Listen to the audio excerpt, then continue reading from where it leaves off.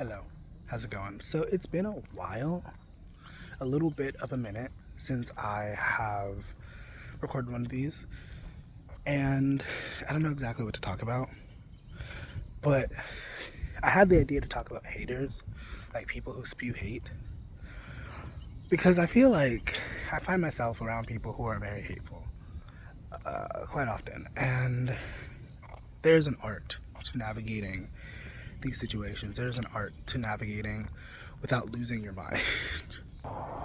Okay, so what do you do when there's people hating on you, people being negative towards you for no gosh darn reason? What do you do? I think one thing that is really important for these sorts of people, these sorts of individuals, is understanding that nothing is personal. Like, the reason why these people do what they do is because that's in their programming, that's who they are, that's who they're choosing to be, regardless of how you choose to show up. Because when it comes to these people, you'll notice no matter how you operate, no matter how kind you are, no matter how patient you are, and then on the flip side, no matter how aggressive you are, no matter how firm you are, they will still choose to be hateful towards you, you know? And then for me personally, it kind of makes me feel a little bit sad for these people, because it's like, oh wow, so that's just who you are. It has nothing to do with me. It's just who you are, you know? And sure, there are circumstances where somebody might perceive your actions as a threat and then be rude to you as a response or whatever. But even still, that is a choice. Because if you're not intentionally being mean to somebody and they choose to respond with like hatred, that was a misunderstanding. And they chose to be like, you know, they didn't even try to clarify. They were just like, oh well, you know. And like, I was talking to somebody yesterday about perception. We were kind of talking about perception and treating people based off of perception, you know. And it's like, we can go back and forth all day and say, oh, this person was being rude, this person was being disrespectful, but it's like, okay, but you still get to choose how you respond. And if you choose to fight fire with fire, then what? Then we all get burned, right? Like, now, personally, in this lifetime, I don't think I have ever been the type of person to want to like hurt someone or like spew hate onto somebody. So I personally can't wrap my head around it, why people exist that way, but a lot of people exist that way. A lot of people feel very comfortable being bitter, feel very comfortable being like mean to others, you know.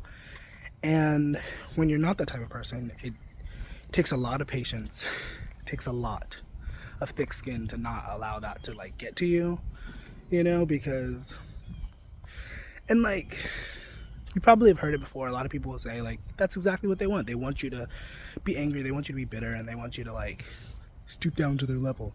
And I feel like to some degree that's a more subconscious thing. Like, that's not, maybe there's a few people out there who are like rubbing their hands together being like, oh fuck, I'm gonna make this person's day so miserable. But I think most people, it's just a subconscious thing. It's just an unconscious, like, you know what I mean? So that's why we don't take it personal. That's why we don't like take it to heart, because it's like you know. But yeah, it's definitely not something to take to heart. It's definitely not something to take personal.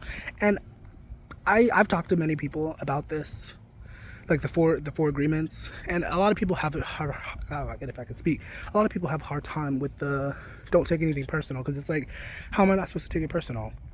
It feels like a personal attack. And I don't know, I think that's because a lot of people overly identify with the ego. And when I say ego, I already feel somebody getting all up in arms. The ego is not inherently bad. The ego is a protection measure. You know, because this is a crazy world that we live in, you know. It's a crazy world of distortion, of untruths, you know what I mean?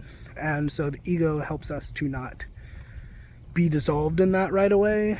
But the tricky thing is that if you fall too hard into the ego, then you will be dissolved. So it's kind of like a catch-22, I think. I don't know if I'm using that phrase right, catch-22. I don't think I use that right. Anyways, once again, in this lifetime, as far as I can remember, I've always been like a good intentioned person. Like, I have never looked at somebody and been like, well, okay, I'm not going to say that as 100% fact, but whenever I have felt that way, I immediately felt remorseful, and I immediately asked for forgiveness. Like, because I was thinking about one time where this woman, I was working at McDonald's, and this woman came in the drive-thru, and she was like so terrible, or at least I perceived her to be terrible. And I remember being so furious. I sent her a lot of negative energy. Like, intentionally, I was like, oh, I hope you fucking get into a car accident or something. And then afterwards, I thought about it, and I sat with it, and I was like, why was I so angry? Like, I asked for forgiveness. I asked for, like, you know, because I don't know what that woman was going through. I don't know her personal story that day. I don't know, you know, what got her into that energy. And, you know, that could be an excuse. We could say that's an excuse because we should be able to control ourselves and not be terrible people to others. But, like, at the end of the day, all you really can control is yourself and how you choose to interact with others.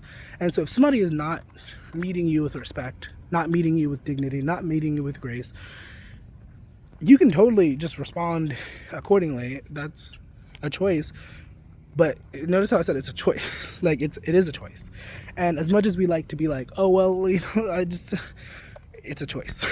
Like, specifically, the friend that I was talking to, the reason why we were even talking about this was because there was a situation where we went into 7-Eleven, and actually I think this was 2 days ago now. Time is an illusion, it doesn't matter. But we walked into 7-Eleven, and there was this woman who, from my perception, was clearly not working there. She didn't have a uniform on. She was sitting in a chair. She was eating Chinese food. And also, just generally, I just feel like she didn't look like she was employed. Not that that's an insult, but like, she didn't look like she worked there. But he was saying that he thought that she worked there, and based off of that assumption, oh, was it a penny? Oh, that's not a penny. Fuck. Thought it was a penny. It's a rock. He was basically saying that she was like being snappy with him, and under the assumption that she was the owner, because she had said that she was the owner, then that's not how you deal with a customer. And he was like threatening to call corporate or whatever. And I was there, but I also wasn't there. Like, I was watching the interaction, I was observing, but I couldn't really hear everything, so I was just energetically observing, if that makes sense.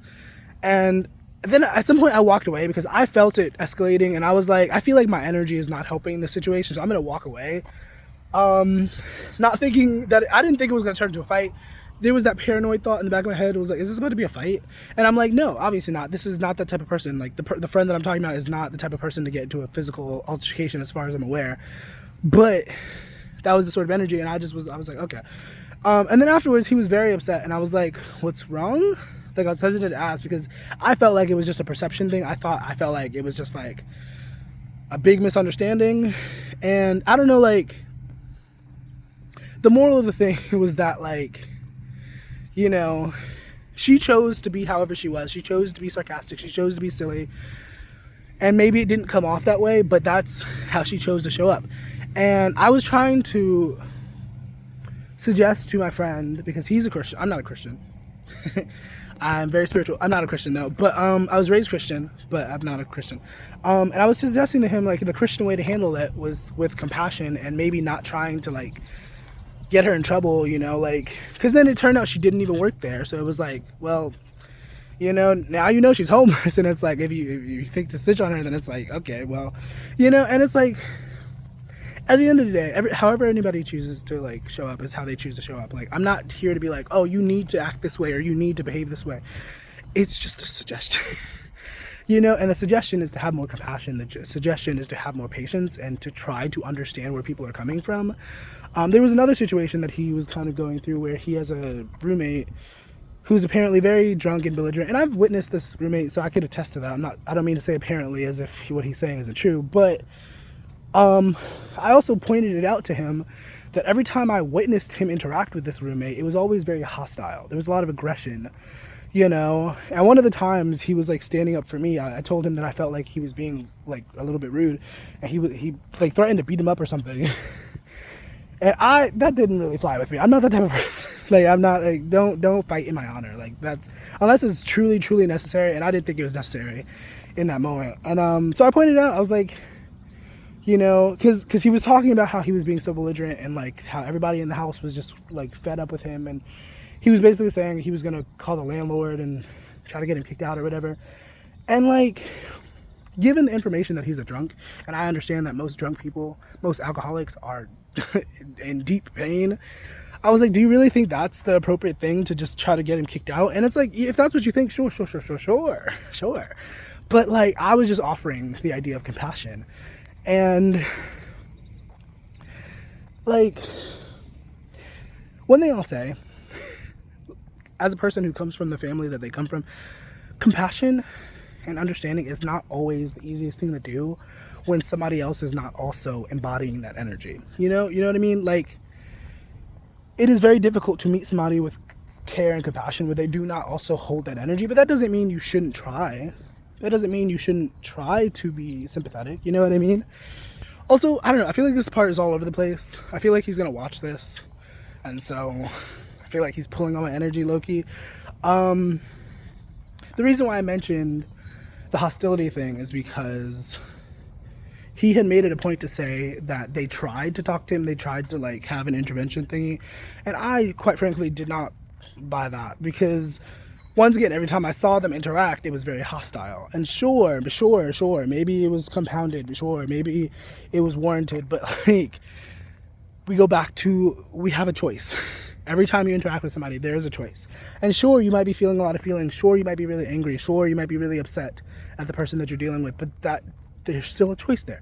You can choose to, you know, there's a lot of different choices. You could choose to mask it and just be polite. You could choose to express it in a cordial way. You could also choose to express it in a not so cordial way. There's a lot of different choices, you know? One thing I've observed, one thing I've learned in my 28 years is that a lot of the people who do spew hate, a lot of the people who are hateful, condescending, jealous, envious, other words that are not deemed as desirable, a lot of the people who are that way are not conscious of these behaviors. I was scrolling on TikTok and there was this one chick who was talking about how she realized she was jealous of one of her friends like years after the situation. And it really made me think, and like, kudos to this girl for even sharing, because a lot of people just take that to their grave. And I think more people need to be honest about it so that other people can be honest about it, because I think it's partially a shame thing. Like, nobody wants to admit that they feel jealousy. Nobody wants to admit that they feel envy, you know, but it is a natural human emotion. And it's just a matter of how you fucking deal with it. You know what I mean? And yeah, like, a lot of the people who feel those feelings are not conscious of it. They're usually sleepwalking, if we can say it like that. There's a cigarette. I don't smoke cigarettes, but there's a cigarette. You know, it's a crazy world we live in. And when you are actually like self-aware, when you're actually aware of your actions and how you affect people, you will find yourself in situations, you will find yourself around people who are not as aware of their behaviors, who are not aware of how they're affecting others. And a lot of times they will try to blame other people for how they feel. And, you know, it's not inherently evil to be this sort of person, but it is very destructive. You know, because it's like, do you not understand how you kind of started this problem, how you kind of like walked into this, but then you want to blame the other person, you know? And it's like, I don't know, man. Like, it's hard to feel too much sympathy for people who like refuse to like, oh my goodness, we got the birds doing stuff that the birds do. I don't know what the fuck they're doing, but I don't know. I feel like this video got to be all over the place. And I don't know, whoever's watching this, whoever is listening to the sound of my voice right now, you don't have to meet hate with hate. You don't have to meet fire with fire. Like, it is very difficult sometimes to hold space for compassion, to hold space for patience and understanding. But I think those energies are a lot better than just returning somebody's negativity towards them. You know, because a lot of times those people don't even realize that they're spewing negativity. And so if you meet them with negativity, if they do not have the wherewithal, oh, another cigarette, what the frick? If that person does not have the wherewithal to like calm down and self-reflect, it's likely going to turn into something that it should not be if you're not the one to say like, let's slow down, let's pause.